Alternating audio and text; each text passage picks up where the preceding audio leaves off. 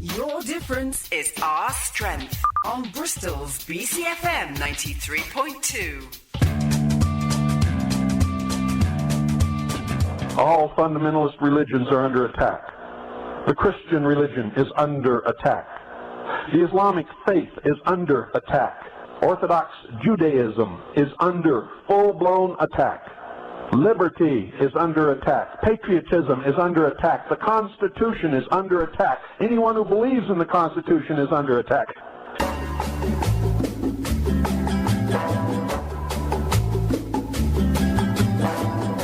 Welcome back to BCfm's Politics Show with Old Abe Oxford economist Martin Summers and me, Tony Gosling.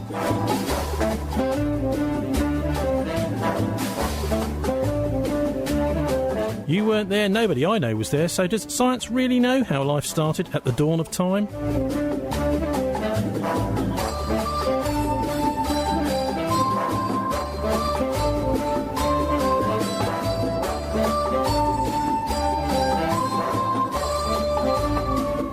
And what should or shouldn't we be telling our school children about it? Is science really unanimous? Is the theory of evolution now officially fact? As former Education Secretary Michael Gove forces creationism out of science lessons in free schools and academies, we have a debate on creation and evolution.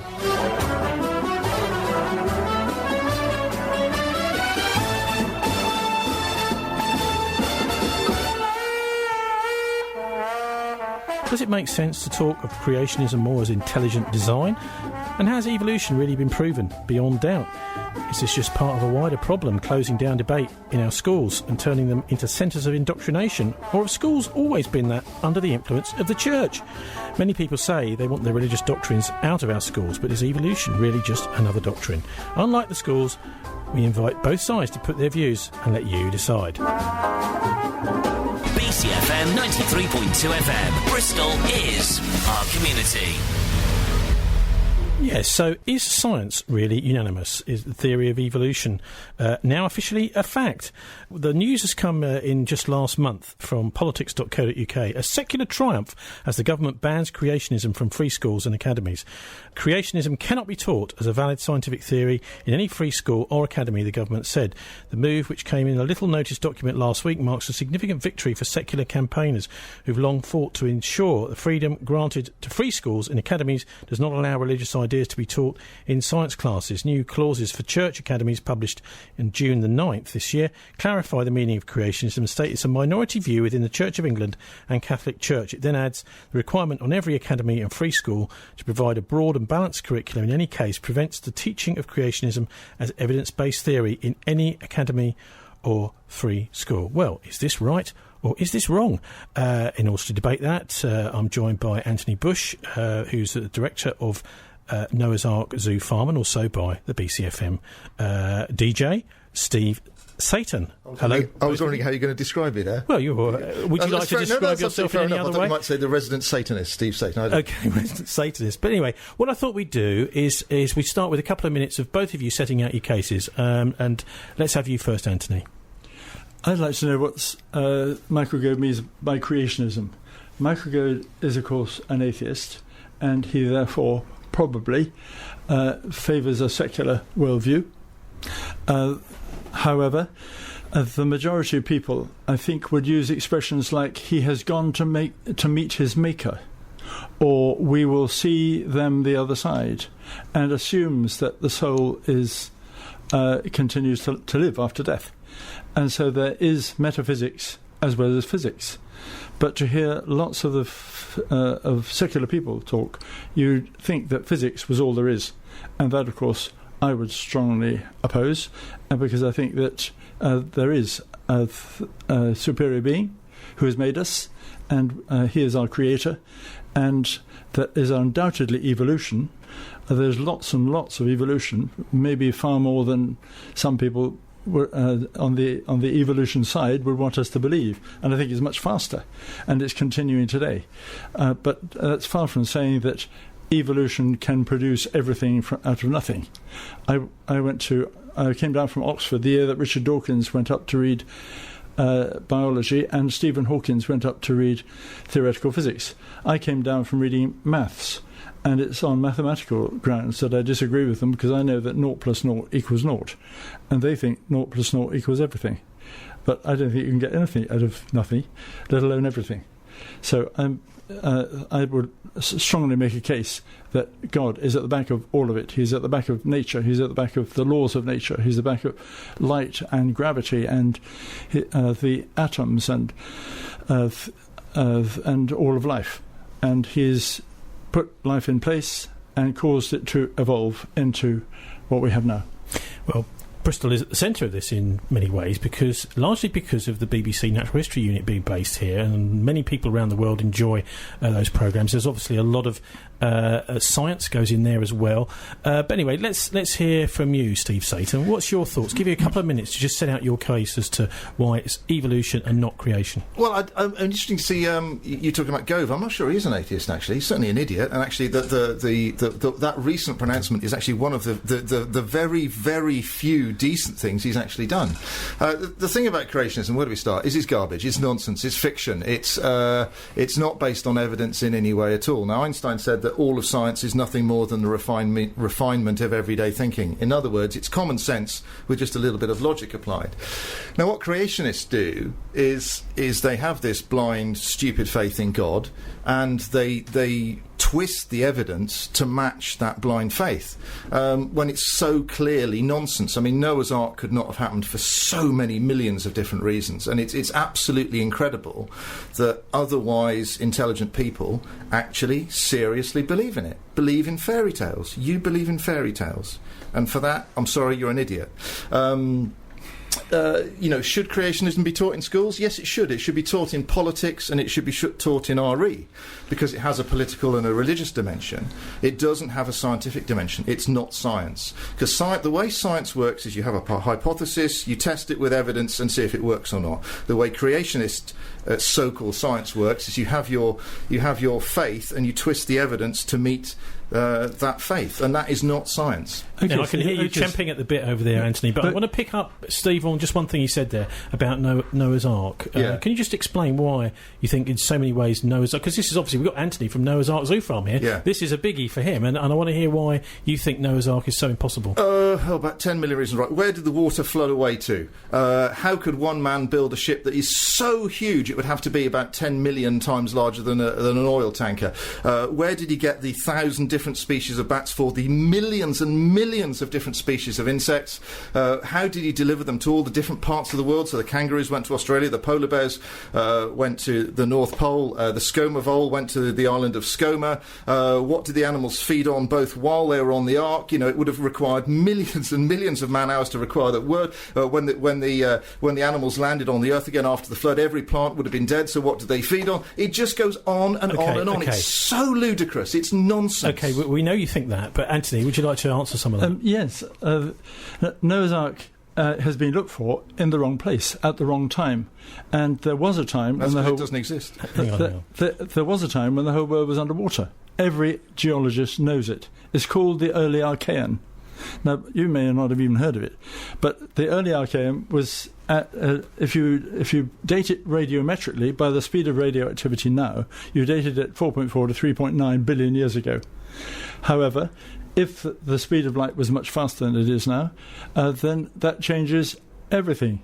You are dependent on the speed of light not being the same as gravity. I suspect that when light was invented, it was the same speed as gravity, and therefore we're looking in a completely different place for it. But if you look at it in the early Archean, you'll find that the early Earth history is missing. There's a gap, and there is no rock on the Earth's surface as old as the Moon, for example. Now, the Moon is in place, and it got hit by asteroids, 80 of them, and they would have to have hit the Earth, probably 20,000 of them, and that would have resurfaced the Earth. Now, the Earth was formed then, but the sort of gobbledygook reasoning of the ruling paradigm is that this is when the Earth was being formed. But come on, the Moon was already formed, and it's hard, and there are 80 holes in it, between 300 kilometres and 1,200 kilometres across, so it was there. Okay, Anthony, one other thing that Steve's mentioned there was this whole business of how do you get all these animals into the Ark and then spread them out all over the world? But because Noah only needs to take about 500 in, they've evolved since then, and there's plenty of room for them, and he lands on Pangaea. Come on, and having landed on the budding Earth as it comes out of the early Archean, this is recolonization theory. We've put it out there for 10 years, and it's had surprisingly little opposition. Well, by those who think about it, but those who are informed. One of the best points I think Anthony's made there is this whole business of the flood myth, which is actually in many different religions have it. And what Anthony's saying is actually that there is actually scientific evidence for the flood as well, whether or not it seems to make sense nowadays. The evidence seems to be there. No, it isn't. It isn't there, and there's at least 4 examples you've just given of the way you twist the evidence to meet your theory. Firstly, there's no evidence at all that the speed of light has changed. There's no evidence at all that the rate of decay of radioactivity has changed over the years. Pangaea split apart into the continents we know millions of years ago, and we know how the moon was formed because there was the very strong evidence points to the Earth being hit by a huge asteroid or huge smaller planet and splitting apart. There was another example as well. I can't remember what it was, but rapid evolution. You reckon there's rapid evolution in the last 2,000 or 10,000 years? The fossil evidence doesn't back that up. We know. You can. This is because fossils is a good thing to bring up because that is where you'd expect to find the evidence for this, Anthony. It is, and actually, if geologists were allowed to date the fossil record with the evidence of their eyes, they would which they're not. They would come to a completely different conclusion. I've actually brought along some pictures. You can't show them on radio, but I can show them to Steve if he's prepared to look at them.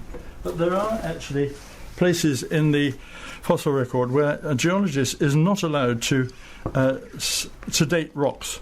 How does an archaeologist date a rock with his eyes, Anthony? Surely it's much better to use some sort of scientific apparatus. Well, take the Dover Cliffs, for example.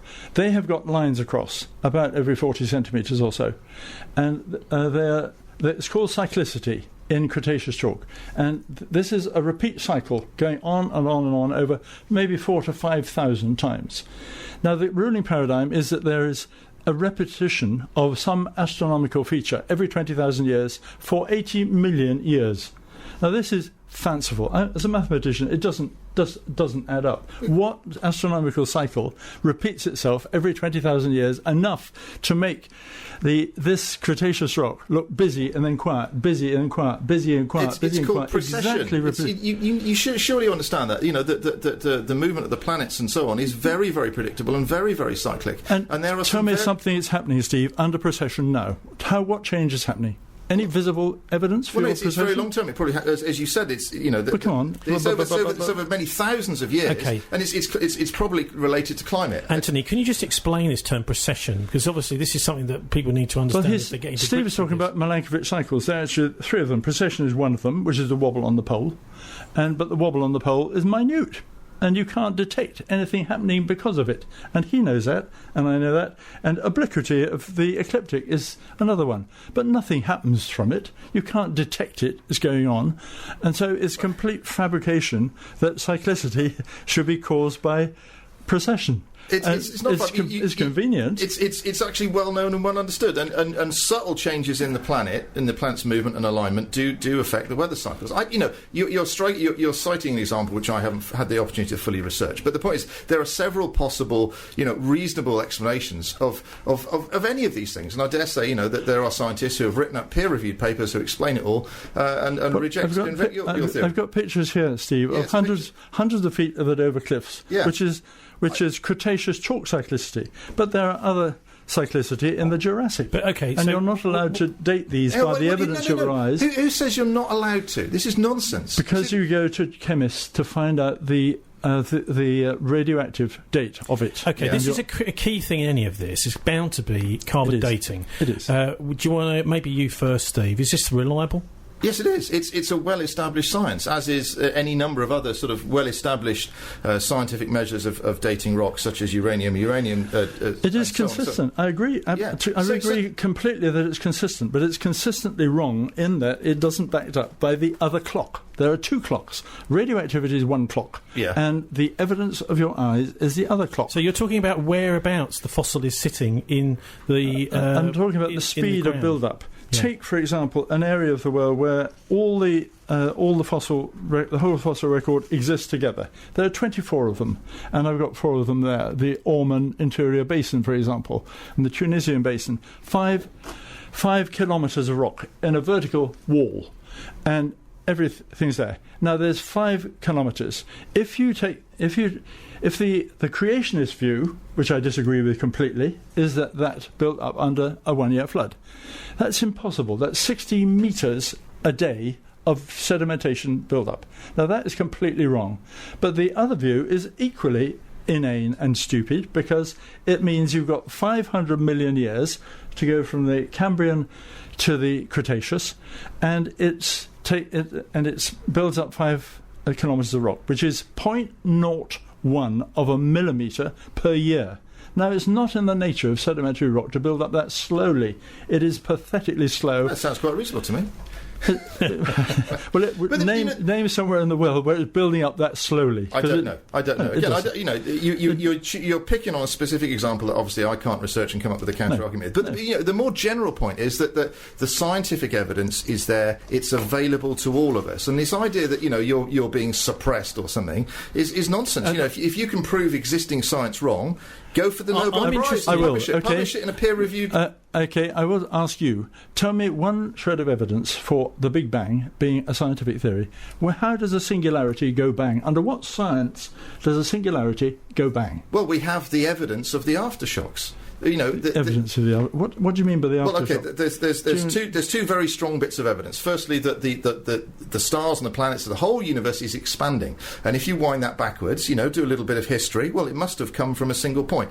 And secondly, there's the microwave background radiation, which you can still hear with a certain equipment. Both those things have got completely different but quite reasonable explanations, but you still haven't told me how a singularity goes bang. It's under infinite gravity. Now, what overcomes that infinite gravity? What I'm expecting to hear, just a second, folks, what I'm expecting to hear you say is actually God pressed the button to make the Big Bang. But that is quite a good question, isn't it? How did the Big Bang happen in the first place? He's got much more difficult questions to answer. No, I haven't actually, because if you believe in that something must have caused it, which is kind of the background logic of creation, then you have to ask, well, what caused God? And there's no explanation for that at all. Again, if you want to answer that particular question about where the Big Bang started, then you have to get into very, very complex physics, which the likes of Stephen Hawking are working on. And I can't explain. They don't. Roger Penrose said the other day, he said, the understanding of the Big Bang is this. But it's a theory, and understanding is not a proven fact at all. You see, again, you're misusing the word theory. Theory is a proven fact. You're talking about a hypothesis, aren't you? But it's not a hypothesis. It's well established and well agreed on in the scientific community. There's no disputing that the Big Bang happened. Well, you've got a further problem then. Having had a Big Bang, you've got these quarks and antiquarks flowing out through the universe. Now I want to hear from you a scientific proposal of how an atom can form out of random quarks and antiquarks flowing through the air. There's 200 subatomic particles to an atom. It looks as though it's very precisely engineered in such a way that you can't break it apart without making a Big Bang on a few, quite a big explosion on a few. But otherwise, how can you make an atom? How can an atom ever form itself? That's a question for the particle physicists, but I suspect if you read the Journal of Particle Physics, they have a pretty good explanation for that. It's not a mystery. Steve, I admire your faith. It's wonderful that you've got faith in that sort of nothing theory. No, nothing it's to not, do it's not faith. No, it's got to be faith. No, it isn't. This is the fundamental difference. It's beyond. It's beyond science. You're trying to catch me out on giving specific examples, and obviously I cannot reasonably have been expected to conduct every single possible scientific experiment that's been done. Okay, I'm just getting to a really crucial point here, right? The point about science is I can go and check out any of it. I can't go and check out all of it, but I can go and check out any of it, and that's why it's not faith. It's evidence-based. You, on the other hand, stick doggedly to your faith, which has no evidence behind it. You've failed on my first two questions to produce some science for the Big Bang and some science for how an atom could form. Now, come again with the third. My third question is, how can atoms form into life? Okay, this is a crucial part, Anthony. This is a crucial part of it all, because there's a great deal of difference between life and rocks flying around. Absolutely.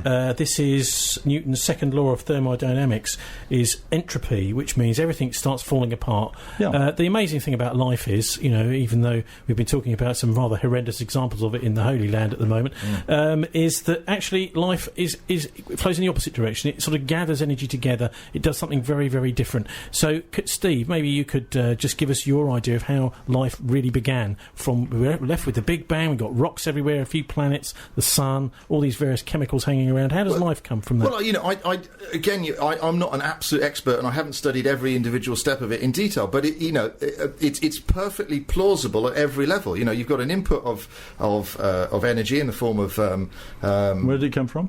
From the solar radiation. Well, you've got ultraviolet light, for example. This is long before the sun. Come on. No, it's not. Well, you're talking about evolution of life on Earth, right? So you've got a planet which is formed from a clump of rocks. So did you just say that life happened before the sun?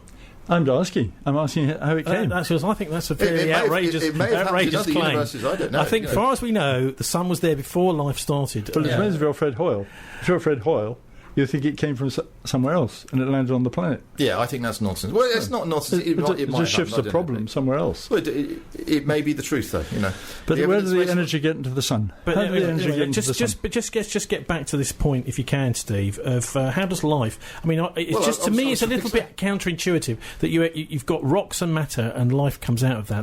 There just seemed to be a little bit of a bit of magic. There needs to be a bit of magic to make something different happen. There is some magic, and you can do computer simulations. So you might have tried Conway's Game of Life, for instance, which you just put in random stuff and strange patterns start to evolve. You've got a source of energy, you've got a primeval soup, you've got loads of chemicals floating around. It's perfectly reasonable that you're going to start to set something in motion once you do that. And again, you can read the review of I don't know, the appropriate scientific journals, and you'll come up with the answers. So, Anthony, we don't necessarily need God for life to form. You do. You've got to have something outside of life to create life. Well, what created God then? You see, we've got the Big Bang. We've got the Big Bang. And we've got rocks. God is outside of the need of being creation because He doesn't consist of energy and matter and atoms and stuff. He doesn't exist at all. Yes. Well, I've experienced Him, I'm afraid, and I've been healed, and I'm constantly listening to Him, and He answers my prayer, and as a result of my inspiration from Him. Anthony, one of the interesting things you said was that you were debunking certain creationists. So what's your position if there are different types of creationists? Are you someone that would go along with this idea of intelligent design? But my difference with other creationists is that we agree that God created, that He doesn't need a great long time. He will probably take slightly longer than the Big Bang. The Big Bang seems to create the direction of everything in a trillionth of a second, and that is. God takes longer than that. He takes 6 days to create it all.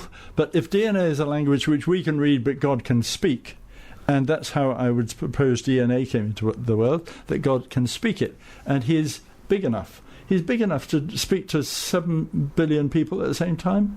And I think you've got a little tiny God, Steve, who somehow you've shrunk him and said, no, you couldn't do it. But he's way beyond the universe. So he can create the universe, for goodness sake. If God existed, of course He could do it. But that's the convenient thing about God. You can invent anything you like for Him. The challenge for you, Steve, is to say one day, as you're walking down the street, say, God, if you're there, please will you convince me? I've tried it with Christians. They don't. But I can't convince you because you're opposed to everything I say. Probably because I ring of somebody who put you off religion. Well, this isn't religion. This is not faith. At all. You see, this is the interesting thing. So the thing that put me off my religion is my brain and my logic and my ability to think for myself. Because I went to like most Church of England schools when I was a kid. We were forced to sing hymns and and say prayers and stuff, and I just never believed it. Do you know how complex your brain is? That which you are thinking and allowing, and God has allowed you to say He doesn't believe in it. Your brain is processing your eyes. Your eyes have got 95 million light receptors in the back of them, processing energy, processing light into your cerebral cortex. Cerebral cortex. You've got a nose that's got hundreds of thousands of hairs. Well, let's not go too deeply into Steve's anatomy. All this is going into Steve's brain in such a complex way, and he's saying, well, random could do this out of nothing. Yes, because that's what the evidence tells us. This is not just creation. This is optimal creation. Let's go now to one of the key things in this whole argument. It's got to be the fossil record. The fossils really will tell us what happened in the past. You go to them, you can see there were creatures. There must be, I would say, if the evolution side is true, you would expect to see, looking at fossils, changing creatures as they mutated into new. Other bigger creatures, Steve. And you do. The fossil, there's a big myth going around. It's been going around for years that there's a missing link. That there's a lack of intermediate forms. You can go to museums around the world. You can go dig up fossils yourself. They're all there. There's a very, very clear pattern of evolution from primeval slugs to human beings, and all animals in between, including guinea pigs. I think that there are some guys who decided that secular guys who don't believe in God, who decided there was so little evidence for it, they'd invent punctuated equilibrium, and because of the lack of the lack of intermediate stages, that suddenly these were huge leaps, and these were genetic leaps. And to me, as a mathematician, it's beyond belief that the novelty that is in so many creatures, and was in the creatures back in the Cambrian, could have come out of random nothing. And it looks as though all the creatures in the Cambrian, there are 26 phylum of life, all different, and they're animal life, and they're all different. There's no link between them. Mm-hmm. They just suddenly appear. Well, no, they are linked between completely different body plans. When you say suddenly, you're actually talking still several million years, aren't you? It's not like overnight. Under your clock. Yeah. Okay. Let's hold it right there again. Sorry, folks, because we're getting into some interesting stuff. But how old is the Earth, Steve? First, is it 4.6 billion years? Anthony, we haven't done the work on it. I can't. But it's certainly less than 200,000.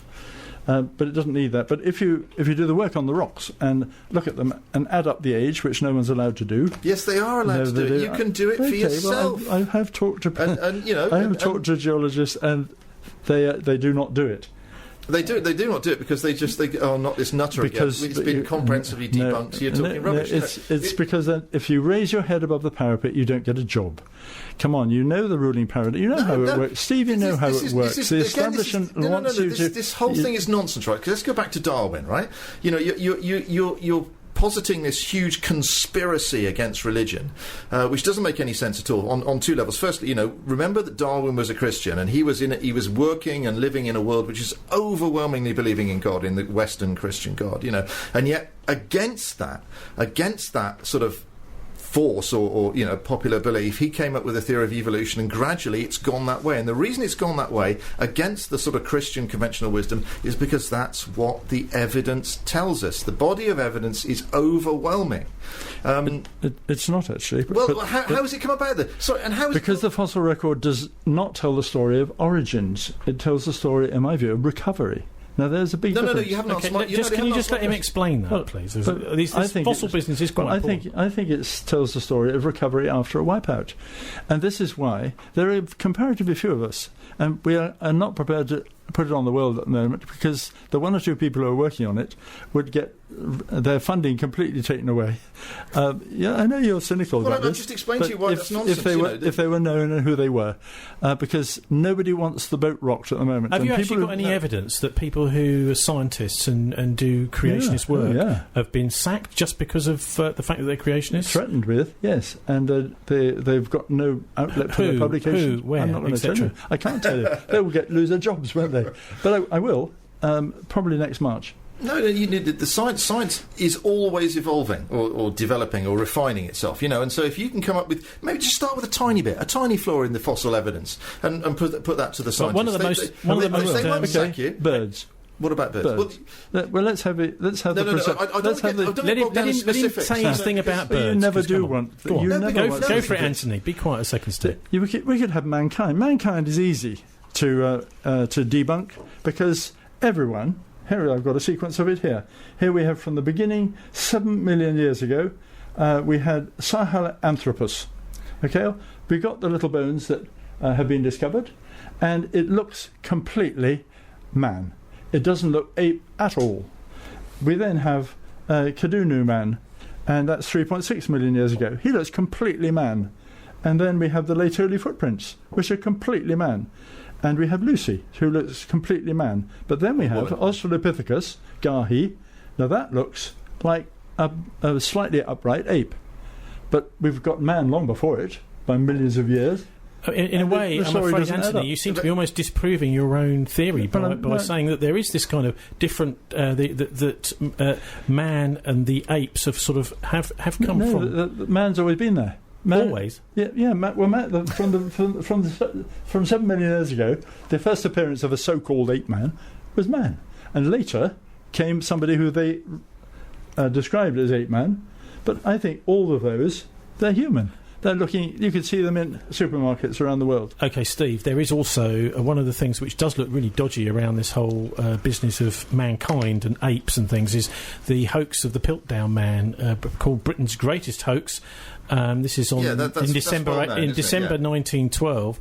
There was this massive sensation that someone had found a skull which was half man and half ape, and it later proved to be hoax, but it convinced people massively for something like 40 years. Yeah, but there's no doubt it was hoax. But, you know, to coin the old phrase, one bad apple don't spoil the whole bunch, and just because one scientist committed a fraud, and it's totally accepted it was a fraud, that doesn't devalue the whole of science. I tell you why it does, Steve. I was at school in the 1940s and 50s, and during that time we used to laugh our heads off at the thought of apes becoming man. Where is the evidence? You can't climb out of a tree and expect to walk upright because you haven't got the feet to do it. You haven't got the spine to do it. Well, you can't expect to hunt and successfully hunt meat and grow bigger brains. That the whole story was a nonsense until Piltdown. No, that's not true at all. That's not true. No. Piltdown went to every museum in the world, and so all of us were silenced by Piltdown. No, that's and by the time absolute Piltdown nonsense. was debunked, it was such a strong theory in some very loud people like you that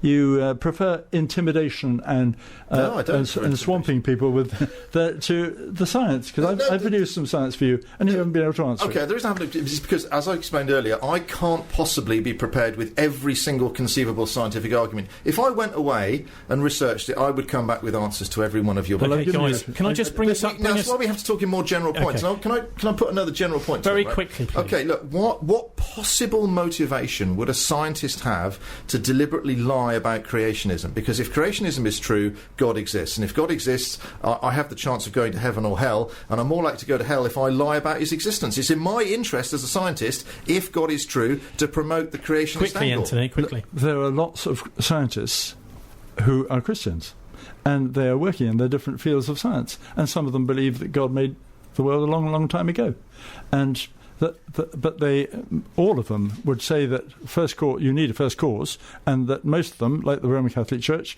espoused Big Bang Theory a long time ago because they thought that God was the answer. Okay, I'd like to bring this up to date a little bit, because we've heard this week some pretty, I mean, for me anyway, pretty shocking stuff about what are effectively designer babies. This is an article in this week's Independent from Steve Connor, the science editor. The government's been accused of misleading the public over the introduction of a new in vitro fertilisation technique that some experts believe will result in the birth of genetically modified babies. Leading scientists, including Lord Winston, an early pioneer of fertility treatment, have criticised the Department of Health for trying to play down a process that will for the first time allow the alteration of the DNA of future generations. Now, I know it's a little bit of a curveball from the creation and evolution, but I mean, if you're into evolution, then actually the idea of a designer baby should be perfectly normal. Well, it's not, because it's not evolution by natural selection, is it? It's evolution by artificial selection. I mean, it's more. I think it's actually more of a sort of sociological dilemma, really, about whether we should allow people to sort of pick their children, and it has, huge implications for those countries where male babies are hugely favoured. So, like I say, it's not really an evolution versus creation debate, I think. Steve has, by sleight of mouth, suggested that natural selection drives evolution. It doesn't. Natural selection selects. Something else drives evolution. It's in the genome somehow. Now, there's a pathetically little possibility, like mutations and viruses, producing all the novelty that changes everything from a butterfly to an elephant. It did. Come on, it's ridiculous. Anthony, what's your view on this story this week? Because for me, I find it, almost whichever side of the fence you're on, this seems to be rather shocking, the idea that it's eugenics, isn't it? We're going back to Francis Galton and the 1920s, and the idea that, it's up to you to actually create beings. We've also heard this week, I think it's actually in today's Independent, which seems to be quite good on these sort of projects and science, is that they're talking about a transparent mouse which has been designed with see-through organs. That's just today. Heather Saul in the Independent, scientists have created a see-through mouse complete with transparent organs in a new technique that could pave the way to a new generation of therapies for conditions ranging from autism to chronic pain. Well, actually, Tony, I don't think I'd write it all off in ways that some people would. I'm a farmer. I've been a farmer for 53 years, and I've seen genetic modification feed the world, and we wouldn't be feeding the world if it wasn't for genetic modification. So I think there is room for it, but there needs to be lots and lots of safeguards, particularly when you get to humans, because you could create monsters and then feel they were sacrosanct and you couldn't destroy them. And so we've got a big deal about humans, but over most of animal life and most plant life, we need to have proper safeguards and... But aren't humans just animals, really? Advanced animals? I don't think so. No, I think they're created in God's image. And that we have... Well, he doesn't look like my ape. I've got an ape, and I promise you he's very different. Yeah, but and lots of things about Steve that he may be more irritating. Yeah, but what will be remarkably similar is our DNA, and the DNA record does pretty much prove. No, come on, out with it then. Tell me what proves that give me the numbers. We're all very closely related. Give me the numbers. They don't at all. They don't. What do you mean the numbers? It's something like 95 or 98%. Yeah, that's what's produced. That depends what you go on. If you go on the coded for protein bits, but actually most of the DNA, 99% of it, does not code for protein, and this is where evolution is. And I think God put it in. You're talking about junk DNA, aren't you? What you call junk DNA, I wouldn't have. I would have far more respect for it for that, because it's made the difference between you and me, for example, and it's what was on the genome that wasn't coded for protein. Because coding for protein, we're pretty much identical, but what isn't there? Well, okay, even if it is the bits that's coded for protein, that's a pretty remarkable coincidence, isn't it? That pretty much still points to evolution, doesn't it? Okay, you've got 50% the same DNA as a banana. Yeah, okay, well, we're related. Well, you may wish you and were. So are you. May wish you were. Dinosaurs. I've got this little theory that dinosaurs are still around. The Loch Ness Monster is a dinosaur, but... I've got a dinosaur on my farm. It's called an ostrich. It's the last of the dinosaurs. Yeah, you're right. I agree with you. Birds are basically. Do you think man coexisted with dinosaurs? Well, no, birds in general. Chickens are dinosaurs. Steve, did man ever coexist with dinosaurs at the same time? Never. And the fossil record doesn't back that up in any way at all. There's the dinosaurs all died out under the KT boundary, and you'll find mammals evolved a lot later than that. No, they didn't. Mammals were alive before the KT boundary. But surely an ostrich is not a reptile. It's a bird. An ostrich is but it's a bird, but it's not a Tyrannosaurus Rex. This is quite a lot. There are some dinosaurs that had feathers on, and it may be that the ostrich comes out of that. But it's completely different from other birds. So where have all the dinosaurs gone? They died. The dinosaurs, they all died out. And even you knew that, Tony. What do you think, Anthony, about mankind coexisting with them? I don't think they all died out the KT boundary, actually, because I think there has been some sighting. All the big ones did. I think. They're the very big ones, but there have been plesiosaurs and other sightings of stuff which looks quite like plesiosaurs. Well, there's been some news this week about dinosaurs, apparently. Again, this is from the Independent on Monday. Extinction of dinosaurs was terrible bad luck. If the asteroid strike that wiped out the dinosaurs had taken place, that's put there as a fact. I'm not sure if we really know an asteroid strike killed all the dinosaurs. If it had taken place just a few million years earlier or later, then the Earth might have ended up as a dinosaur-only zone, according to new research. A study of the events leading up to the prehistoric creature's demise suggests timing of the impact was a colossal bad luck, hitting the dinosaurs just when their food chain had been seriously weakened by environmental upheaval. Do you buy that, either of you? Probably. I don't believe in luck. I think that God is looking after everything. Every bit of weather, every bit of asteroid, every bit of all of it. He has plans, and he has people in mind to populate. Well, how do you explain? Okay, how do you explain terrible suffering? You know, for example, the Great Plague. For example, what's happening now in the Holy Land? I can't justify it.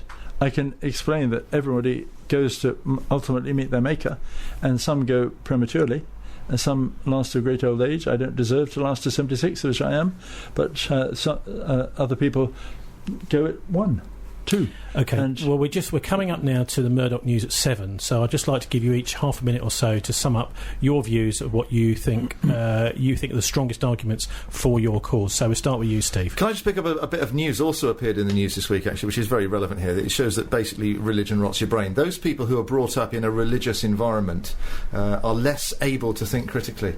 So that's really all I have to say.